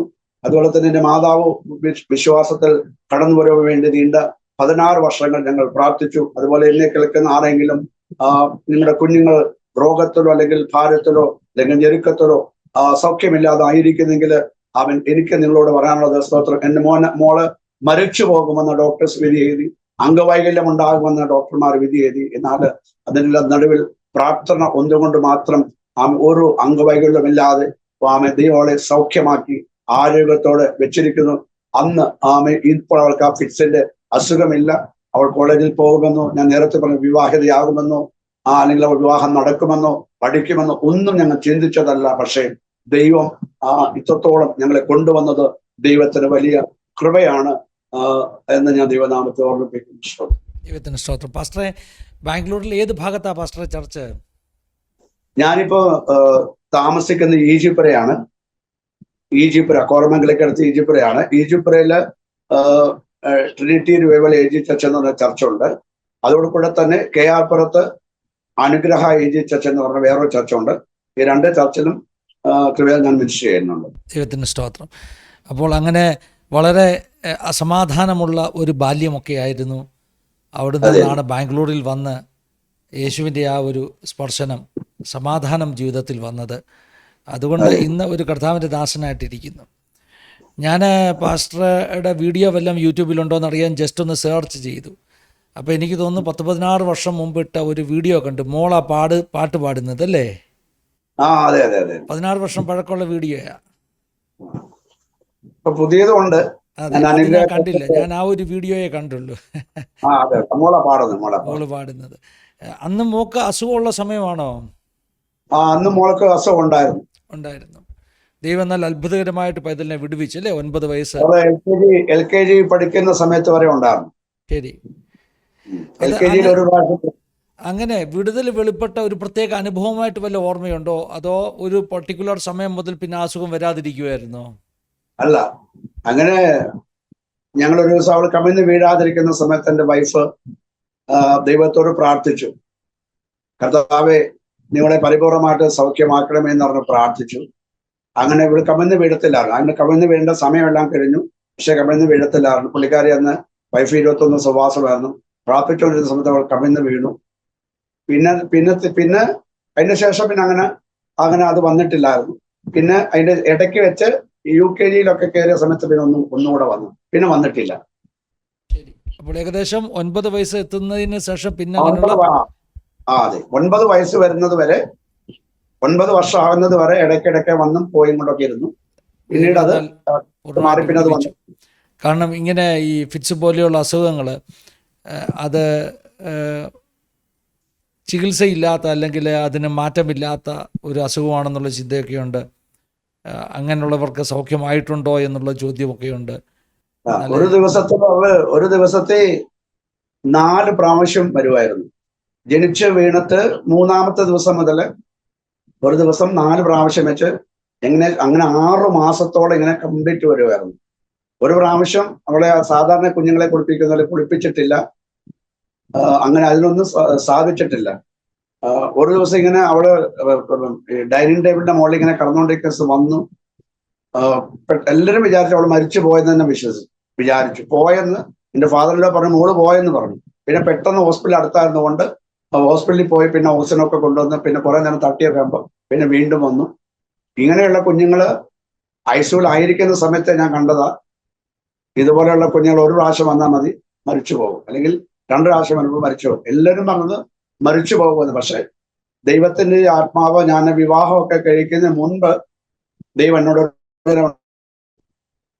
നിന്റെ ആദ്യത്തെ കുഞ്ഞ് കർത്താവിന്റെ ഉള്ളതാണ്, ഞാൻ ദൈവത്തിന്റെ വേലയ്ക്ക് വേണ്ടി ഞാൻ പ്രയോജനപ്പെടുത്തും എന്നൊരു ദൂതുണ്ടായിരുന്നു. അപ്പൊ ഞങ്ങൾ ഈ ദൂതൊക്കെ വെച്ചാണ് ദൈവത്തിന്റെ സന്നിധിയിൽ പ്രാർത്ഥിച്ചത്.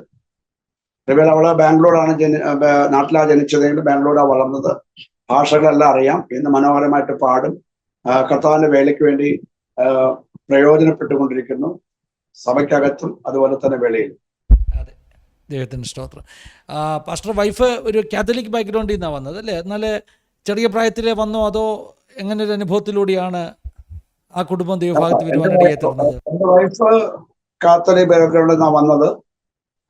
അവര് കാത്തലിക് ആണെങ്കിലും അവർ ഈ മർത്തോമക്കാരുടെ ഒത്തിരി പ്രാർത്ഥനയും കൂട്ടായ്മയ്ക്കൊക്കെ അവർ പങ്കെടുക്കുമായിരുന്നു. അപ്പൊ അവരൊരു ദിവസം പുള്ളിക്കാരി ഇങ്ങനെ വീടിന്റെ തൊട്ടടുത്ത് ഇങ്ങനെ പ്രാർത്ഥന, പെന്തക്കോസ്തുകാരുടെ പ്രാർത്ഥനയുണ്ട്. അങ്ങനെ പ്രാർത്ഥന കേൾക്കാനായിട്ട് പാട്ട് ഒത്തിരി ഇഷ്ടമാണ് പുള്ളിക്കാരത്തിക്ക്. അങ്ങനെ പാട്ട് കേൾക്കാനായി പോയിട്ട് അങ്ങനെ അവിടെ വെച്ചാണ് പുള്ളിക്കാരി യേശുവിനെ അറിയുന്നത്. ചെറിയ പ്രായത്തിലേ വന്നു. എന്നേക്കാൾ മുമ്പേ വിശ്വാസത്തിൽ 18 വയസ്സിൽ വിശ്വാസത്തിൽ പുള്ളിക്കാരി കടന്നു വന്നു. എൻ്റെ ബ്രദറിലെ ഒരു പാസ്റ്ററാണ് ഹൈദരാബാദില്. പിന്നെ പുള്ളിക്കാരുടെ ചേച്ചിയുണ്ട്. അമ്മ മരിച്ചുപോയി, ഫാദർ ഇപ്പോൾ ജീവനോടിരിക്കും. ശരി, ദൈവം സഹായിക്കട്ടെ പാസ്റ്റർ. നല്ല ജീവിതാനുഭവങ്ങൾ, കർത്താവിൻ്റെ സംരക്ഷണം അനുഭവിച്ച, കർത്താവിൻ്റെ കരുതൽ അനുഭവിച്ച മറക്കാനാവാത്ത അനുഭവങ്ങളുണ്ടെങ്കിൽ പാസ്റ്റർക്ക് പറയാം കേട്ടോ. ശുശ്രൂഷ ജീവിതത്തിൽ അനുഭവിച്ച അനുഭവങ്ങൾ, ശുശ്രൂഷയോടെ ബന്ധത്തിൽ കണ്ട ദൈവപ്രവർത്തികളൊക്കെ പറയാം.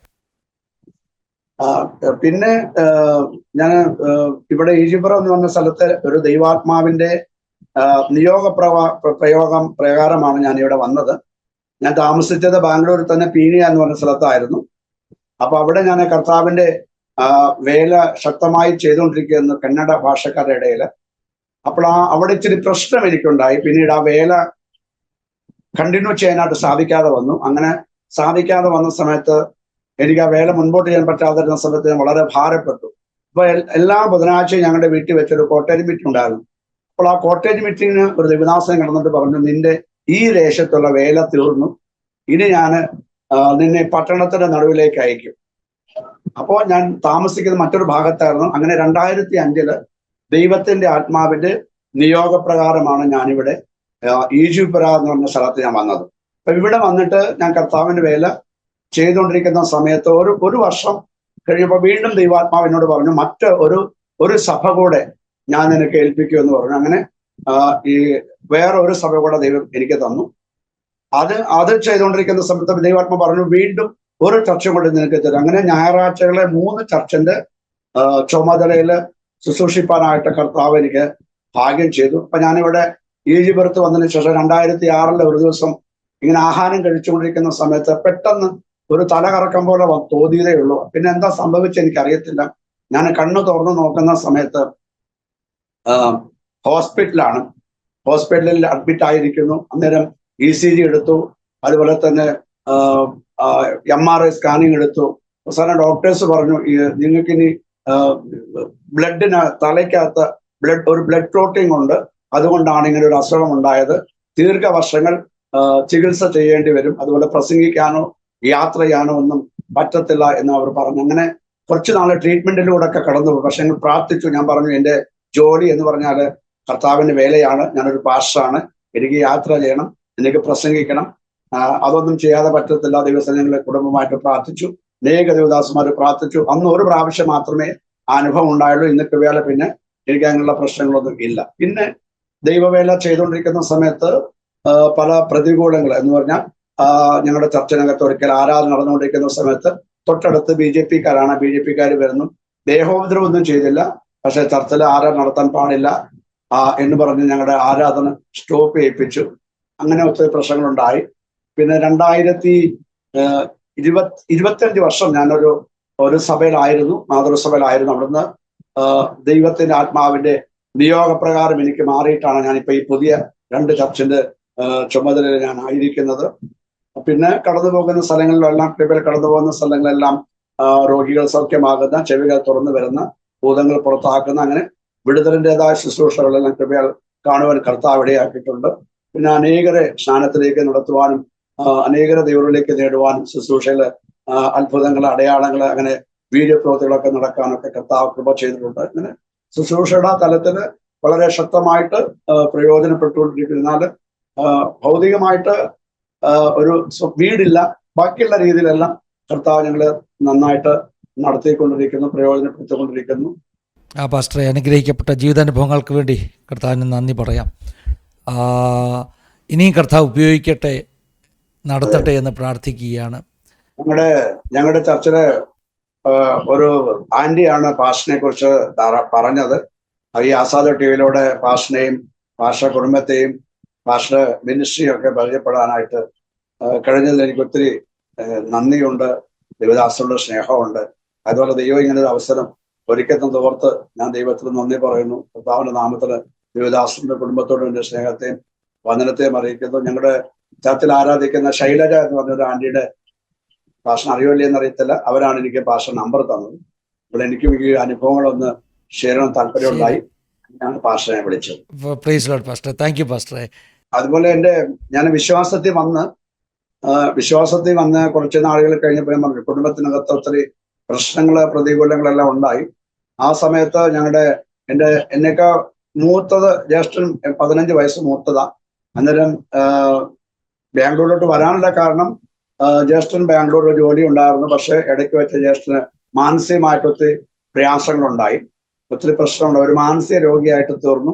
അന്നേരം ബാംഗ്ലൂരിന് ജോലി വിട്ടിട്ട് താന് നാട്ടിലോട്ട് വന്നു. അങ്ങനെയാണ് എൻ്റെ ഈ കുടുംബത്തിന്റെ ഉത്തരവാദിത്തം എൻ്റെ ചുമലിലായത്.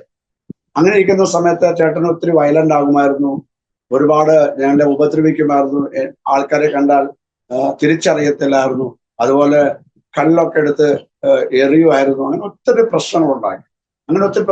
ഞങ്ങളെ കോഴിക്കോട് മെഡിക്കൽ കോളേജിലൊക്കെ കൊണ്ടുപോയി അന്നൊക്കെ ഷോക്ക് ട്രീറ്റ്മെന്റ് കൊടുത്തിട്ടും ഒരു വലിയ വ്യത്യാസവും ഒന്നുമില്ല. അന്ന് ഞാൻ വിശ്വാസത്തിൽ വന്ന സമയമാണ്. അപ്പോൾ അന്ന് ഞാൻ കർത്താവിനോട്, ഞാൻ ദൈവത്തോട് ഇങ്ങനെ പ്രാർത്ഥിച്ചു. അവർക്ക് വിശ്വാസമില്ല, എങ്കിലും ഞാനിങ്ങനെ പ്രാർത്ഥിച്ച, കർത്താവെ എനിക്ക് വിശ്വാസമാണ്, ഞാൻ വിശ്വാസത്തിൽ വന്നതുകൊണ്ട് എൻ്റെ സഹോദരൻ എന്നെക്കാ 15 വയസ്സ് മൂത്തതാണ്. ഞാൻ ജീവനോടെയുള്ള സമയത്ത് എൻ്റെ സഹോദരന് മരിച്ചു പോകാനായിട്ട് ഇടയാകരുത് എന്ന് ഞാൻ ദൈവത്തോട് ഞാൻ പ്രാർത്ഥിച്ചു. കാരണം എന്ന് പറഞ്ഞാൽ എൻ്റെ സഹോദരൻ വസ്ത്രം പോലും ധരിക്കത്തില്ലായിരുന്നു. വളരെ അതൊക്കെ കാണുമ്പോൾ എനിക്ക് ഭയങ്കര വിഷമമായിരുന്നു. എന്നേക്കാൾ മൂത്തതാ എൻ്റെ മാതാവും പിതാവും അതേക്കുറിച്ച് ഒത്തിരി ഭാരമുണ്ടായി. എന്നാൽ കൃപയാല് ഞാൻ പ്രാർത്ഥിച്ചു, യേശു പക്ഷപാതക്കാര രോഗിയെ സൗഖ്യമാക്കിയതുപോലെ, കൊണ്ടുവന്നുള്ള വിശ്വാസം കൊണ്ട് സൗഖ്യമാക്കിയതുപോലെ കൃപയുള്ള ദൈവം എൻ്റെ ജ്യേഷ്ഠനെ സൗഖ്യമാക്കി. ഇന്ന് ജ്യേഷ്ഠൻ ആരോഗ്യത്തോടുകൂടെ ഇരിക്കുന്നു. അതുപോലെ തന്നെ ജ്യേഷ്ഠന്റെ ഭാര്യയുടെ ബ്രദർ, അവര് വിശ്വാസത്തിനകത്ത് കടന്നു വരുവാൻ കർത്താവ് കൃപ ചെയ്തു. അതുപോലെ തന്നെ അദ്ദേഹത്തിന് എൻ്റെ ആന്റി, അവര് എന്ന് പറഞ്ഞാൽ എൻ്റെ അമ്മാവന്റെ ഭാര്യ, അവര് ഇപ്പൊ 80 വയസ്സ് പ്രായമുണ്ട്. അവരോടൊക്കെ യേശുവിനെ കുറിച്ച് പറയാനായിട്ട് കർത്താവ് എനിക്ക് കൃപ ചെയ്തു. അവരും വിശ്വാസ ജീവിതത്തിൽ കടന്നു പാലക്കാടായിരിക്കുന്നു. ഞാൻ നേരത്തെ പറഞ്ഞതുപോലെ ഞങ്ങളുടെ വീട്ടില് 2 സർപ്പക്കാവുകളുണ്ടായിരുന്നു. അതിൻ്റെതായ ആരാധനകള്, അതിൻ്റെതായ രീതികള് എല്ലാം ഉണ്ടായിരുന്നു. പക്ഷെ ഞങ്ങൾ വിശ്വാസത്തിൽ വന്ന് കുറച്ച് നാളുകൾ കഴിഞ്ഞ് പരിശുദ്ധാത്മാഭിഷേകം പ്രാപിച്ചതിന് ശേഷം ഞാനും എൻ്റെ ബ്രദറും നാട്ടിൽ കടന്നുപോയി. ഞങ്ങള് ആത്മാവില് ആരാധിച്ച്, മറ്റുള്ളവർ വിശ്വസിക്കുകയോ ഇല്ലയോ എന്ന് എനിക്കറിയത്തില്ല. അന്ന് ഞങ്ങളുടെയൊക്കെ വീടുകളിൽ ഈ സന്ധ്യാസമയത്ത്, ഞാൻ ഹിന്ദു ആയിരിക്കുന്ന സമയത്ത്, നാമം ചൊല്ലുന്ന സമയത്ത് ഇങ്ങനെ സർപ്പങ്ങൾ ഇറങ്ങി വരും. അങ്ങനെ സർപ്പത്തുള്ളലുകളൊക്കെ നടന്ന കുടുംബ പശ്ചാത്തലമാണ് ഞങ്ങളുടെ പശ്ചാത്തലം. അപ്പോൾ അതുകൊണ്ട് വളരെ ഭയമാണ്. ഞങ്ങളുടെ കുലദൈവം എന്ന് പറഞ്ഞാൽ അതാണ്. അപ്പൊ ഞങ്ങൾ അന്യഭാഷയിൽ പറഞ്ഞ് പ്രാർത്ഥിച്ച് അവിടെ ആ സർപ്പക്കാവിൽ പോയി ഞങ്ങൾ വെള്ളം തെളിച്ചു. അതുപോലെ ഇന്ന് വരെ അങ്ങനെ മറ്റ് പ്രത്യക്ഷതകളോ അങ്ങനെതായുള്ള പ്രയാസങ്ങളോ ഒന്നും ഇല്ലാതിരുന്നു. അതുമാത്രമല്ല, ഞങ്ങളുടെ ദേശത്ത് ക്രിസ്ത്യാനികളെ ഇല്ലായിരുന്നു. അങ്ങനെ ക്രിസ്ത്യാനികളില്ലാത്ത ആ ദേശത്തുനിന്ന് അനേകര് ഞങ്ങളുടെ സാക്ഷ്യ മുഖാന്തരം, അതുപോലെ തന്നെ അനേകർ യേശുവിനെ അറിയുവാനും അനേകർ യേശുവിന്റെ അടുക്കൽ കടന്നു വരുവാനും സഭകളില്ലായിരുന്നു. അവിടങ്ങളെല്ലാം സഭകൾ ഉണ്ടാകുവാനൊക്കെ ആയിട്ട് കർത്താവ് കൃപ ചെയ്ത് നമ്മുടെയൊക്കെ സഭകളുണ്ട്. അതുപോലെ തന്നെ എൻ്റെ ശുശ്രൂഷയിലൂടെ അനേകര് വിശ്വാസത്തിൽ കടന്നു വരിക മാത്രമല്ല, അനേകര് കർത്താവിന്റെ വേലയ്ക്ക് ചുമൽ കൊടുക്കുവാനും കർത്താവിന്റെ വേലയിലായിരിക്കാനും ഒക്കെ ദൈവം കൃപ ചെയ്തു. അതുപോലെ തന്നെ ഞങ്ങള് വിശ്വാസത്തിൽ വന്ന സമയത്ത് ഞങ്ങൾ താമസിക്കുന്ന വീട്ടിനകത്ത് ഞങ്ങളന്ന് ചെറുപ്പക്കാർ ഒരു 25ഓളം ചെറുപ്പക്കാര് ഒരു മുറിക്കകത്ത് കൂടി ഞങ്ങൾ ആരാധിക്കുമായിരുന്നു. അങ്ങനെ ആരാധിക്കുന്ന സമയത്ത് തൊട്ടടുത്ത് താമസിക്കുന്നവരെല്ലാം ഇങ്ങനെ അടുത്തടുത്ത വീടുകളാണ്. അവര് ഞങ്ങൾ ആരാധിക്കുന്ന സമയത്ത് അപ്പുറത്ത് മുളക് പൊടി വറുക്കും, അല്ലെങ്കിൽ മുട്ട വന്ന് വാതിക്കെ കൊണ്ടുവിടും, പുറമേ നിന്നുകൊണ്ട് ലോക്ക് ചെയ്യും. അങ്ങനെ ഒരു പ്രാവശ്യം ഞങ്ങൾ ഉപവാസപ്രം നടക്കുമ്പോൾ അവരിങ്ങനെയെല്ലാം ഇങ്ങനെയെല്ലാം ചെയ്തുകൊണ്ടിരിക്കുന്ന സമയത്ത് ഞങ്ങൾക്ക് വീടിൽ നിന്ന് വെളിയിലോട്ട് വരാൻ വളരെ പ്രയാസമായി. എന്നാലും ഞങ്ങൾ ആരാധന നിർത്തി ഞങ്ങൾ ആരാധിച്ചു. ഞാൻ പറയട്ടെ, സ്തോത്രം. ഇന്ന് അവിടെ അസംസകളിൽ ഒരു സഭയുണ്ട്. അനേക ദൈവമക്കൾ അവിടെ ചേർന്ന് ആരാധിക്കുന്നു. അതുപോലെ അന്ന് മുട്ട കൊണ്ട് എറിഞ്ഞവര്, അതുപോലെ മുളകൊടി കരിച്ച് ഉണ്ടാക്കിയത്, അവരെല്ലാം ഇന്ന് വിശ്വാസത്തിനകത്ത് കടന്നു വരുവാനും കർത്താവിന്റെ വേലയിലാകുവാനും ഒക്കെ കർത്താവ് കൃപ ചെയ്തു. അങ്ങനെ ദൈവത്തിന്റെ വലിയ പ്രവർത്തികൾ ജീവിതത്തിനകത്ത് കാണാനായിട്ട് കർത്താവ് കൃപ ചെയ്തു. അപ്പൊ ഞാൻ നേരത്തെ പറഞ്ഞുകൊണ്ട് 2006 ആ അനുഭവത്തോടനുബന്ധിച്ച് ഞാൻ മരിച്ച് പോകേണ്ടതായിരുന്നു. ചെറിയ പ്രായത്തിൽ നിന്ന് ബസ്സിനകത്തുനിന്ന് വീണു. അതുകൊണ്ട് തലയ്ക്കകത്തൊരു ചെറിയൊരു മുറിവുണ്ട്, ഒരു ചെറിയ ബ്ലഡ് ക്ലോട്ടിംഗ് ഉണ്ട്. മരിച്ചു പോകേണ്ടതാണ്. ഡോക്ടേഴ്സ് പറഞ്ഞത് തനിയെ യാത്ര ചെയ്യരുത്, പ്രസംഗിക്കരുത്, ടെൻഷൻ ഉണ്ടാകരുത്. പക്ഷെ ഇതെല്ലാം ഉണ്ടെങ്കിൽ തന്നെ ഇതിനെല്ലാം നടുവില് കർത്താവിന്റെ വേല ചെയ്യാനായിട്ട് കർത്താവ് ഭാഗ്യം ചെയ്തു. പിന്നെ സുവിശേഷ വേല ആയിരിക്കുന്ന സമയം ഒത്തിരി തിക്താനുഭവങ്ങൾ ഉണ്ടായി. അത് നമ്മുടെ ആൾക്കാരിൽ നിന്ന് തന്നെ ഒത്തിരി തിക്താനുഭവങ്ങൾ ഉണ്ടായി. പക്ഷെ അവിടെയെല്ലാം കർത്താവ് കൃപ ചെയ്തു. ഇന്ന് വരെ ദൈവത്തിന് സഹായിപ്പാനായിട്ട് കർത്താവ് സഹായിച്ചു. അതെ പാസ്റ്റർ, ദൈവം അനുഗ്രഹിക്കട്ടെ, സഹായിക്കട്ടെ. നമ്മുടെ പ്രേക്ഷകർക്ക് വേണ്ടി ഒന്ന് പ്രാർത്ഥിക്കാം കേട്ടോ. അവരുടെ ജീവിതത്തിൽ ഒരു അനുഗ്രഹം വെളിപ്പെടുവാൻ വേണ്ടി പാസ്റ്റർക്ക് തന്നെ ചുരുക്കമായിട്ടൊന്ന് പ്രാർത്ഥിക്കാം. പരിശുദ്ധ ദൈവമേ, സ്വർഗീയ നല്ല പിതാവേ, ഈ നല്ല സമയത്തിനായ ദൈവത്തിനോട് സ്തുതിക്കുന്നു, സ്തോത്രം ചെയ്യുന്നു. കർത്താവിന്റെ ബലമുള്ള കരങ്ങളിലേക്ക് കർത്താവെ ഇന്ന് പകൽക്കാലം ദൈവം ഒരുക്കിയ അവസരത്തിനായി സ്തോത്രം. ഞങ്ങളുടെ ദാസനെയും കുടുംബമായിട്ട് തന്നെ മനുഷ്യയും പരിചയപ്പെടുത്തുവാൻ സ്വർഗം നമുക്കായ സ്തോത്രം. കർത്താവെ, ഇത് കേൾക്കുന്ന എല്ലാ പ്രിയമുള്ളവരെയും ഞങ്ങളുടെ കരങ്ങളെ സമർപ്പിച്ച് പ്രാർത്ഥിക്കുന്നു.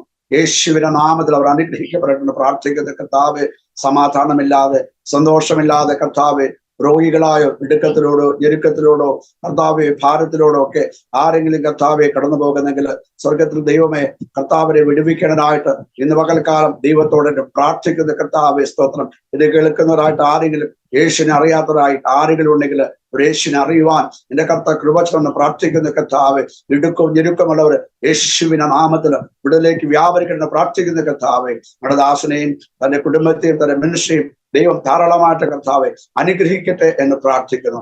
ദൈവം അങ്ങനെ ചെയ്യുന്ന കൃപയ്ക്ക് അഷ്ടോത്രം യേശുവിന്റെ നാമത്തിൽ തന്നെ പിതാവേ.